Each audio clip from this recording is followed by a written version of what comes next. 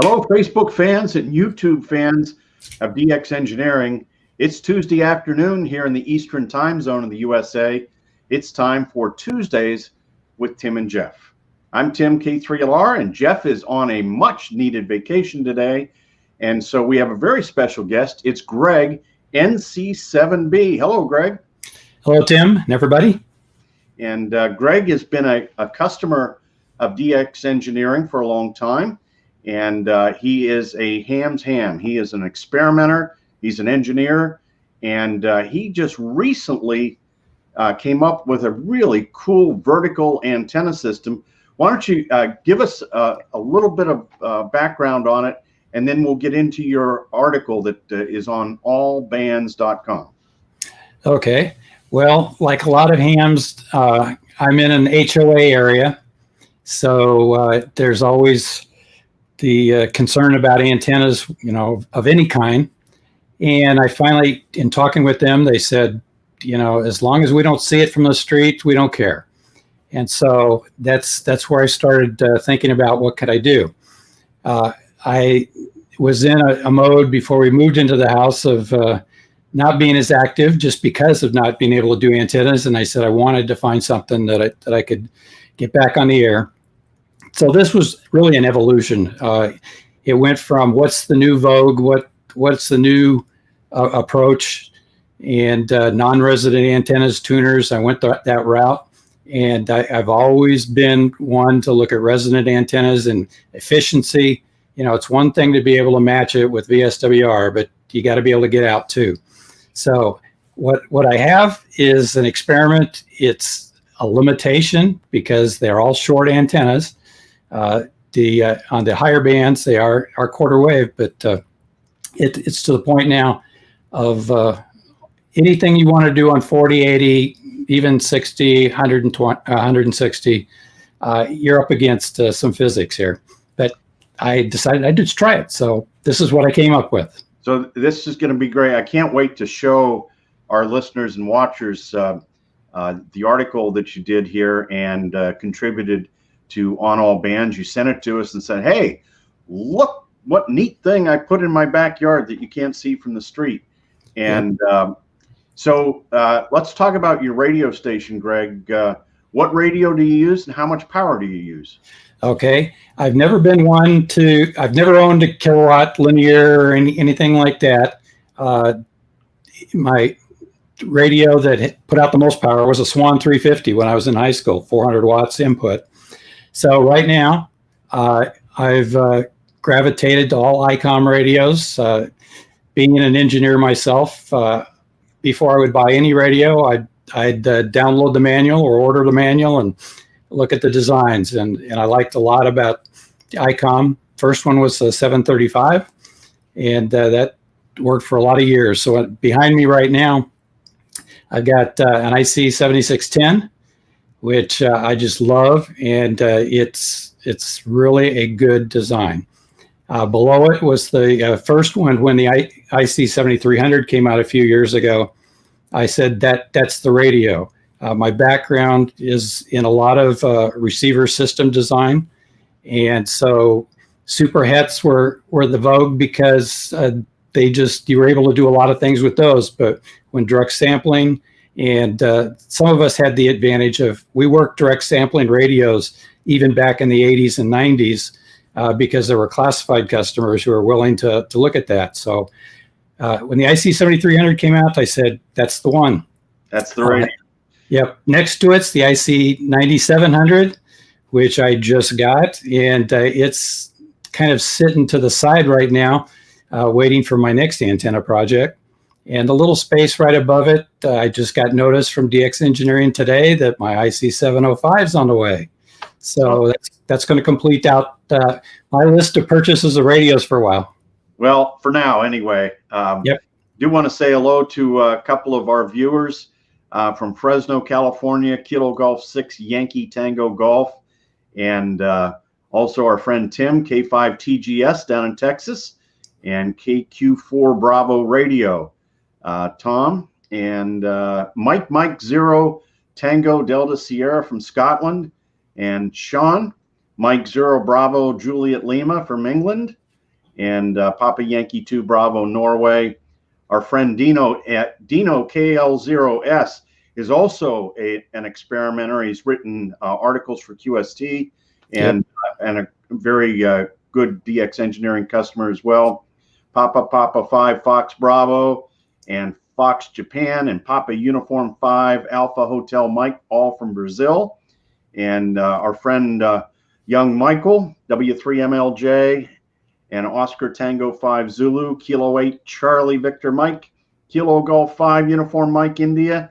Our friend Bob, WD8 NVN, KL4 SX from Alaska, and KC8 SUI from Beloit, Ohio, KP4WR from Puerto Rico, and Lima Bravo 5 Golf from Norway, and the tall guy from Pittsburgh, K3STL, and our friend Reinhardt, DH3NAB from RF Kit, and K8 Victor Golf Lima, and Safe Alpha 71 Alpha Mike. Safe, nice to have you on with us from Qatar, and Fox 5 Radio Alpha Victor from France, India Zulu 2 Alpha Bravo India from Italy, and from Louisiana, it's November 5 Golf Juliet Quebec. So let's get into your article, Greg. I'm going to share my screen and go to On All Bands. And onallbands.com is the DX engineering blog, and it is updated frequently, sometimes every day. There are new articles being posted here from, we've got bloggers N0AX and KX9X, and also K8ZT. And so Greg contributed here. If you go on All Bands and you click under technical articles, how to get on the air when you're not supposed to have visible antennas. And so here is Greg's article, and he's got a lot of details in here as well. And Greg, just kind of at a high level, because we don't want to, we could be here all afternoon with all the things you did with this, but kind of give the explanation of how it started with the 30-meter vertical. Yeah, that came about because I had tried a few other things, mainly with non-resonant verticals, and my choice was always going to be, it's a vertical because I have a height restriction, and you know, anything horizontal is just not going to work. So being a long time customer of DX Engineering, I pulled out one of the catalogs and just started looking through things, came up to some of the single band verticals, and when I saw the Comtech 30VA, that was the ideal antenna for the base. It fit the height restriction, very well made, and I knew I'd be able to use that as a platform to try a bunch of other things with it. So that's 24 feet tall, which Right. is a quarter wave on 30 meters. And then tell us now the 6B TV gets in the mix here. Okay, well, my first vertical when I was a novice 55 years ago was a 14 AVQ. So when I was looking for what can I do right away as a comparison antenna and also to be able to get on the air on a number of different bands, lo and behold, there you go, the 6B TV fits in the envelope of the height restriction. And I said, okay, I'll find another spot in the backyard and put that one up too. Well, that's great. So you had something to compare to. Yep. So here is the base of your of the vertical that you're building around the 30-meter vertical, right? That's correct. Yeah, the center part of that is the 30-meter, and it had the base plate, had the connection. So the 2-inch pipe is the 30-meter antenna. Then I looked at, and there's a long history of just playing around with different ideas. The approach I wanted to look at was very similar to a fan dipole, and just said I'm going to try to connect verticals together at the base at the impedance point that should not, one shouldn't be affecting the other. So I looked at different ways, and back to the DX Engineering catalog, I started finding saddle connectors and the resin connectors that I could build both a solid base, and there it is with the resin that are more of a support just from a mechanical standpoint that's just a few feet up. So I'm trying not to get it up too far from the base so it's not going to get into any of the higher impedance area and have an interaction. All that the other pieces are walking through the aisles of Home Depot and Lowe's looking for any aluminum and stainless steel hardware and things like that. So now we come to, this is the picture. This is probably about the 4th generation, but what I did in the beginning, it was the 30 meters, and I added 2 elements on the side. The 2 work bands that the 6BTV didn't cover.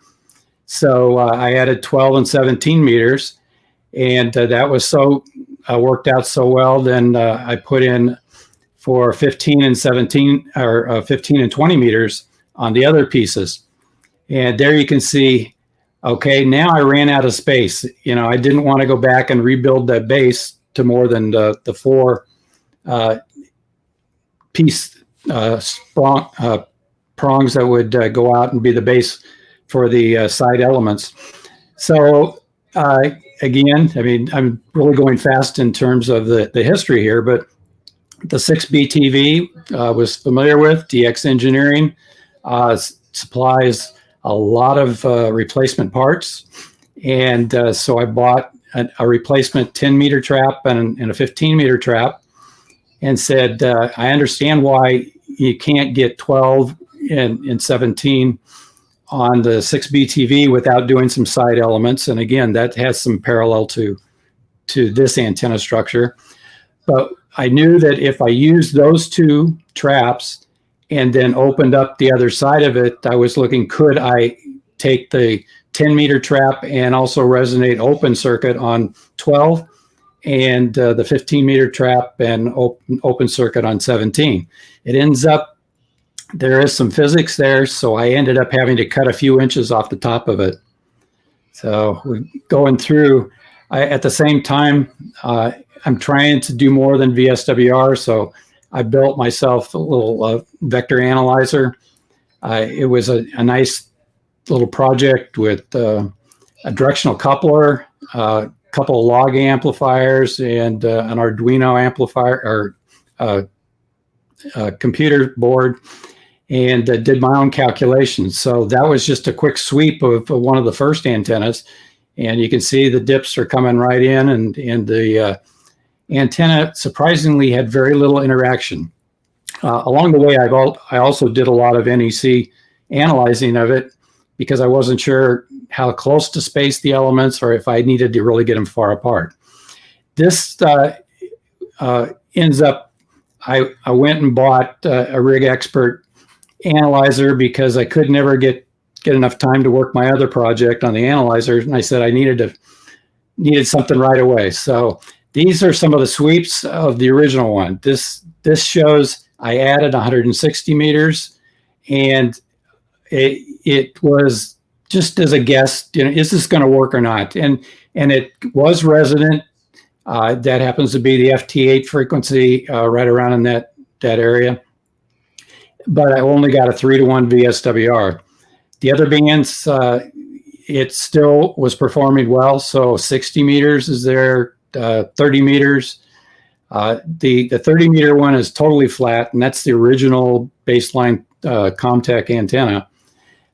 I noticed an interaction on 20 meters, and that was the first time it came about. And I was figuring that's coming from the 160 meter element. I got a double dip, but the others all came into play.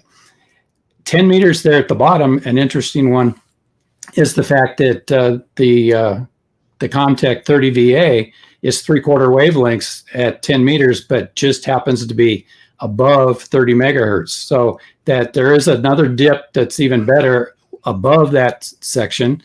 But again, I'm targeting FT8 frequencies.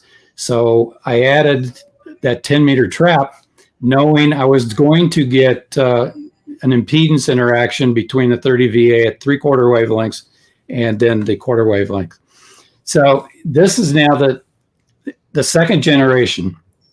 The original 160 meter was just put together, and I looked at how could I do something fast. So I bought two 80 meter wound antennas that were meant for mobile, and put them back to back. And that was, they were very inefficient. They just wasn't going to pan out. So I said immediately, okay, how am I going to do something? So this happened to be only a couple weekends ago. I ordered some parts from DX Engineering. I ordered a fiberglass tubing. They had a 4-foot section out there, 1 3/4. And so I said, how do I get that and match it to the others? So I bought those 4 other pieces of aluminum tubing from DX Engineering and could create a stagger inside and outside. Went to Home Depot, bought some number 10 wire. They only had the copper stranded, so I used that. Wound 200 turns on the fiberglass and wrapped it in electrical tape and then heat shrunk on it. So now this is the version 2 of the antenna, and you can see the 160 meters is on the right, and it's a lot more pronounced. That's because now it's a loading coil that's about 33 inches long, 200 turns of wire. It turns out to be 100 feet of wire right there, and heat shrink on the outside. And that's a little bit closer up, seeing what the 10 meter trap, the 15 meter trap, and then the 160 on the side. Big piece in the middle is the 30 VA Comtech antenna. That's 2 inches. So it performs a lot better now. It's dipping down just below 1.5 to 1. And I'm on the air on 160. I've never been on the air on 160 in 55 years. So then going back, did a quick sweep. Now that I have the 160 on there and it's improved, the 60 meters, which I really didn't talk about, I'll go back in a little bit on that because it's an interesting approach. There's no interaction there. The 30 meters, that's solid Comtech antenna performance, very flat. And the good news is now the design with this 160 meter loading coil, I get no interaction on 20 meters, a good single dip there at the FT8 frequency.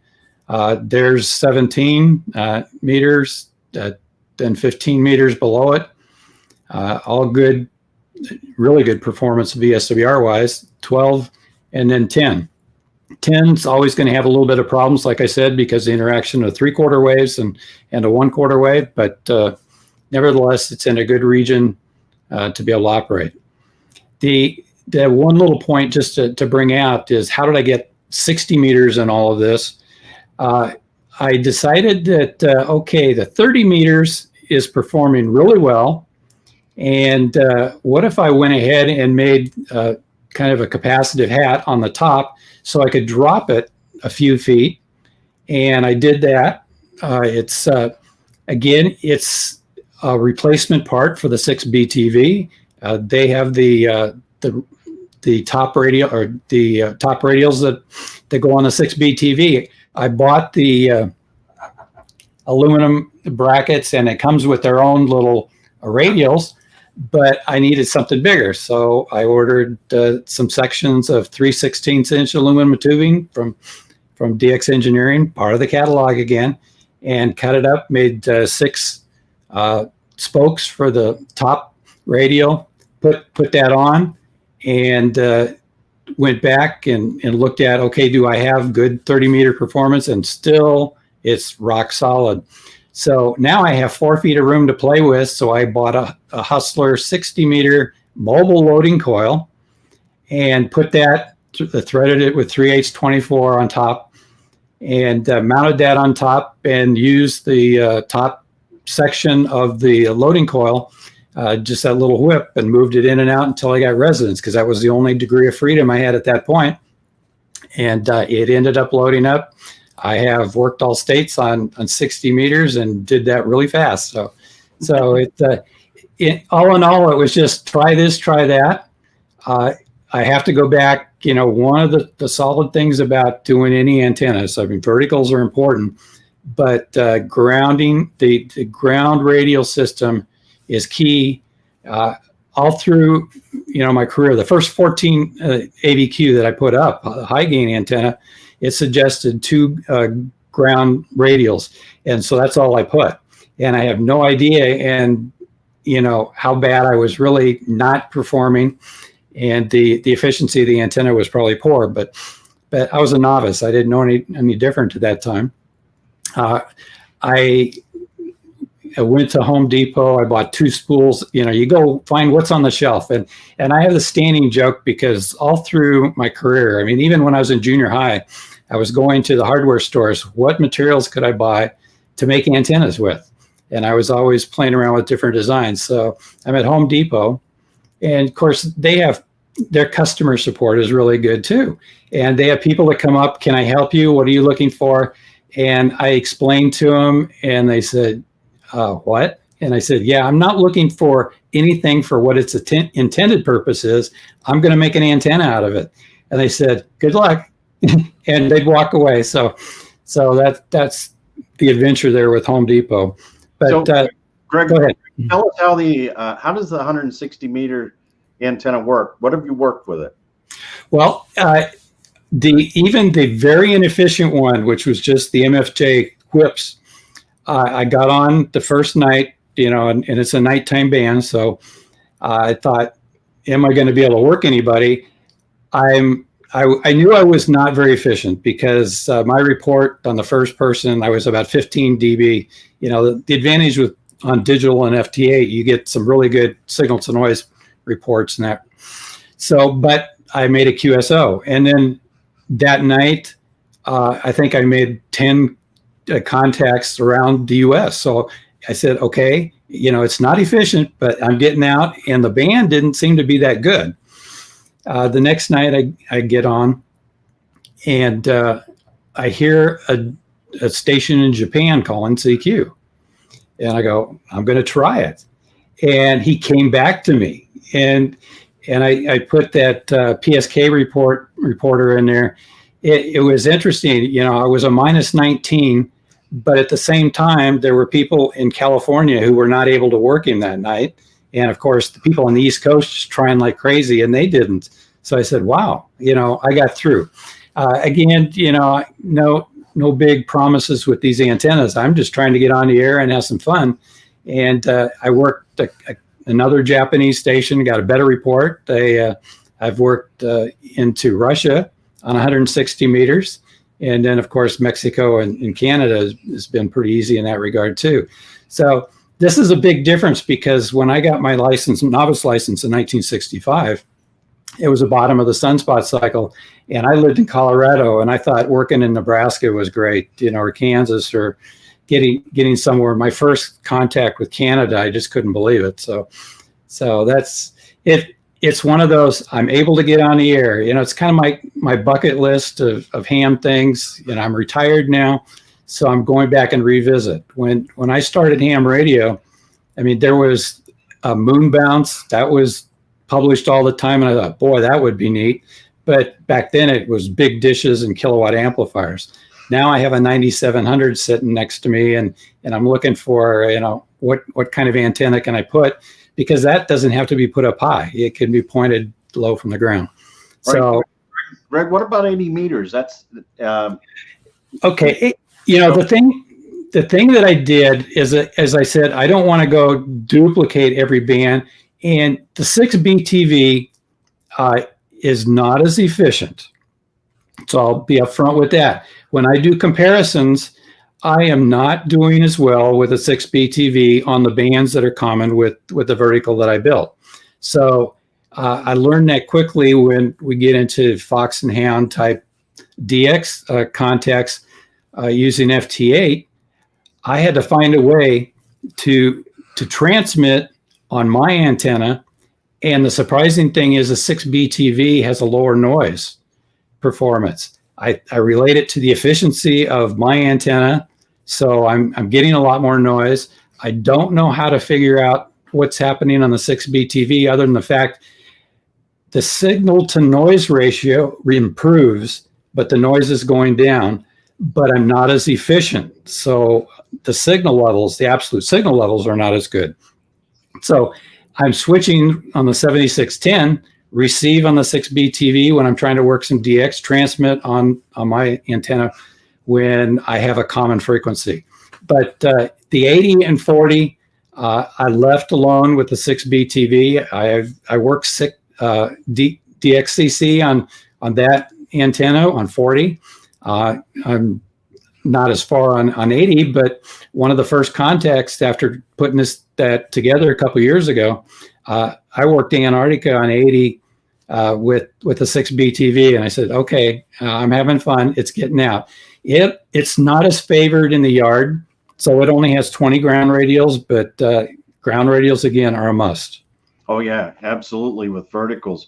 Well, Greg, that is a fascinating story, and I'm sure you're not done with this. I just know your wheels are turning, and if you would, as you continue to upgrade things and change things, if you'd let us know, and we'd be really excited to continue to put this stuff on the On All Bands blog, and so our viewers and customers can keep track of what you're doing. And I want to thank you so much for coming on today. And just fascinating. Go and read the article that Greg wrote. And, you know, if you have any questions, Greg, is your email address on qrz.com? I think so. It's NC7B at ARRL.net. So that's the easiest one. Yep. That will get to me. And just a comment, that article came about from all the times. I mean, this goes back years that I've been buying things from DX Engineering, from radios, coax, you know, whatever. And every single time I get a personal email from Tim. And it's that added touch, that customer service. And I kept saying, you know, I never respond to these things. And so I said, they've got to wonder, what am I buying all this aluminum tubing and piece parts and all these different things? So I just put that together to send to Tim just to say, this is what people are using your parts for, and please keep stocking them. You know, it's hard to find a lot of that. Hardware stores, you can't find it. And this is good quality aluminum at a good price. So I enjoyed doing it. And that's how that article started.